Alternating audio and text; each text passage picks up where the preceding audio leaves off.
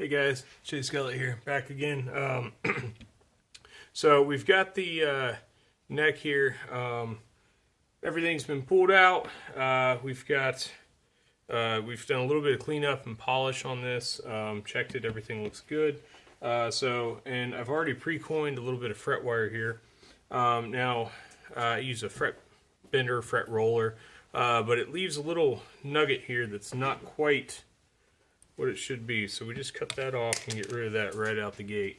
Now what we're going to do here is kind of cut these just a little bit oversized,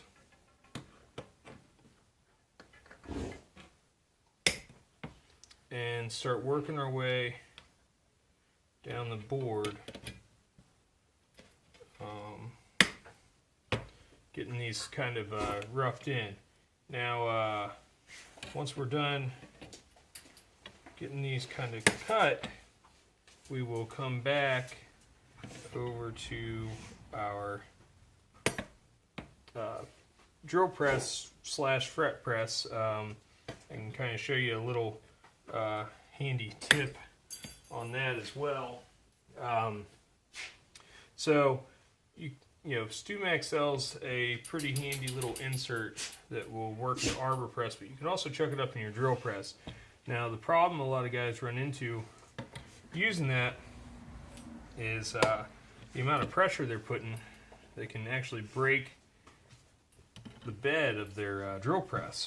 So a thing I've done and others have done is actually cut a chunk of you make 2x4 plywood. In my case it's some 3/4 MDF. But it kind of works like a stiff leg, and I run that between the floor position of the drill press and the underside of the deck. And again, so here we've got a little bit of a flat where it didn't quite get coined at the very end of that. So we'll set this guy aside and start again lopping that off and finish out our cuts here. But yeah, I'll show you the essentially, I guess, dead man and dead leg. I'm not sure quite what the proper term is there, but it basically what it does is it kind of transfers all of your pressure from the bottom of your deck down to your foot plate where the drill press stands. Now I have a floor model. If you have a bench model, I would imagine you could do the same process. It would just be a shorter leg, and I'll show you that here in just a second because we are almost finished getting our fret wire prepped here. Now, this is a 9.5 inch radius on this board. We checked it, and that's what we had. A lot of times I work in a 12 inch radius. It's a little bit flatter, and I prefer it for my builds. That's not to say that, you know, one's right and one's wrong or anything like that. It just happens to be what I like, so it's what I use. Two more here. Oh, sorry, three more, technically, I guess, counting that guy. And then we will move over and start pressing these guys in.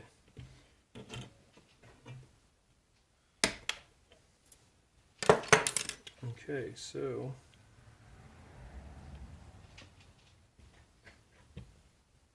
there you have it. Kind of, you know, basically all the frets have now been cut a little bit oversized, and we'll come back and trim those. But now we will walk on over to our drill press, and here's that little stiff leg I was telling you about. It just kind of sits underneath there and there. I'm hoping that caught. Sorry, I can't see what I'm doing with this camera like this. It's a one-man shop. The the troubles, trials, and tribulations of that, I guess. So what we've got, again, we've got this little caul here, and that has a brass insert, has kind of a U shape in it to match the radius of the fret, but it's also the radius this way is a 9.5. And I've got different inserts for these. There's a set screw here that pulls out. Now I've got it set to the one that matches here, and what we're going to do is just kind of line that guy up there, and it rocks a little and sort of allows it to self-center, and a little bit of pressure, not too much. Rotate a little, make sure. Move on over to the next one. Same thing. And as these are going, they're just, keeping it nice and square and flat. So you've got good even pressure. Now, the reason I like this, in the past I used to hammer in frets, and I still do from time to time. But the nice thing about this is because all of your radiuses and everything match, you're getting really good even pressure. One of these guys fell out of the slot there.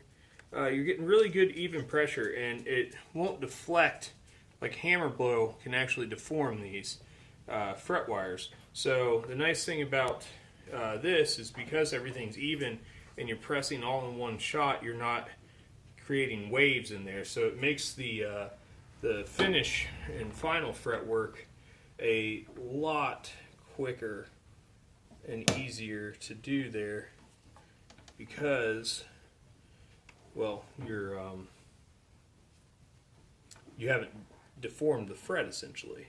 So, and kind of take your time here. You can't really go too fast with this one, simply because you want to watch and be checking and make sure that everything's seating properly. And if you go too fast, you can cause the fret to rock, and then it kicks out. It's kind of a pain there. Now, occasionally you do encounter here at the heel, there's a little, you kind of got to get a little creative with how you're holding some things here, because your jig doesn't always line up perfectly, so you kind of got to give it a little bit of the old clamp hand and hang tight. There we go. And we're just about finished getting these guys pressed in. A couple more to go. Again, though, you just want to kind of make sure that everything's seating flat. Keep a close eye and watch that your frets are mating to the board's radius all the way along, so you don't have any little high spots. I'll rotate this around. It's really tricky to kind of hang on to there for a moment. Put this in.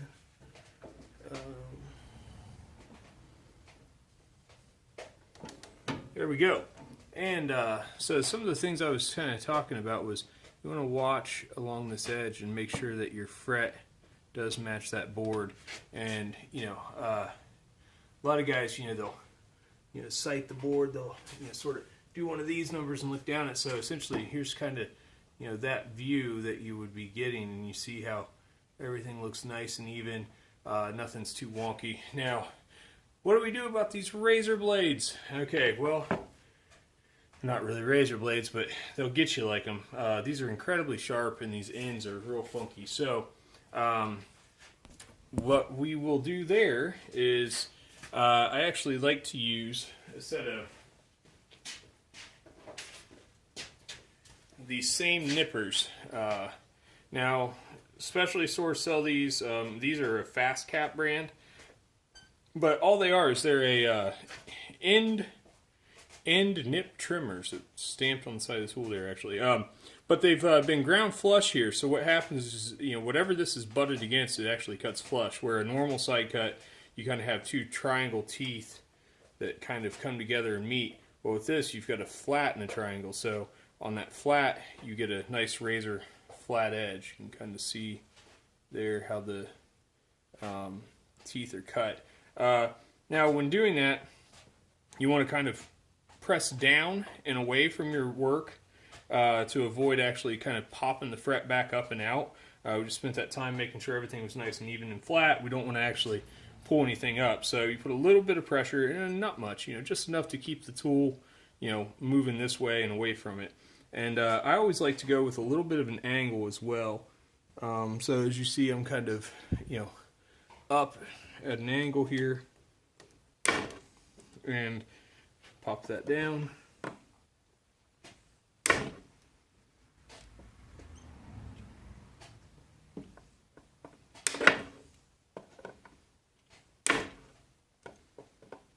And as you sort of move along there,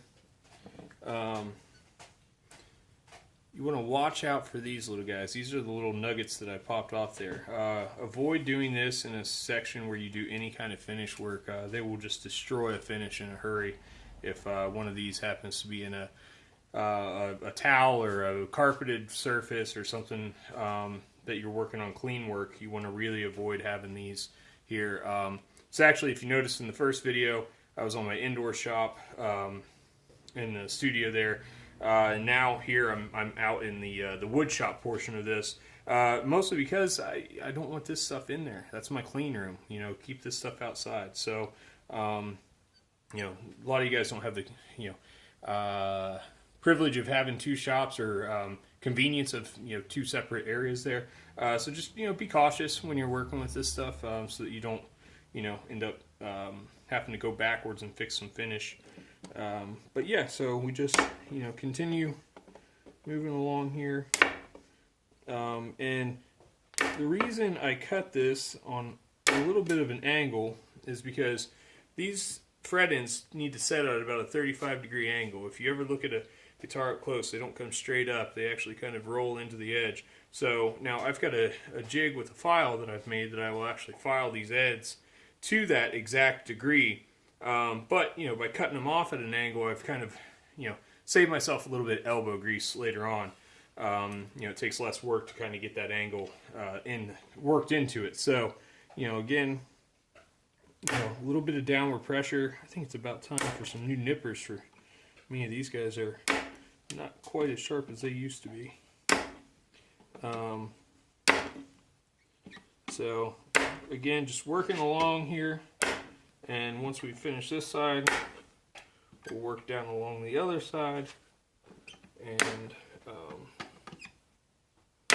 then we will switch up a little bit of tools and continue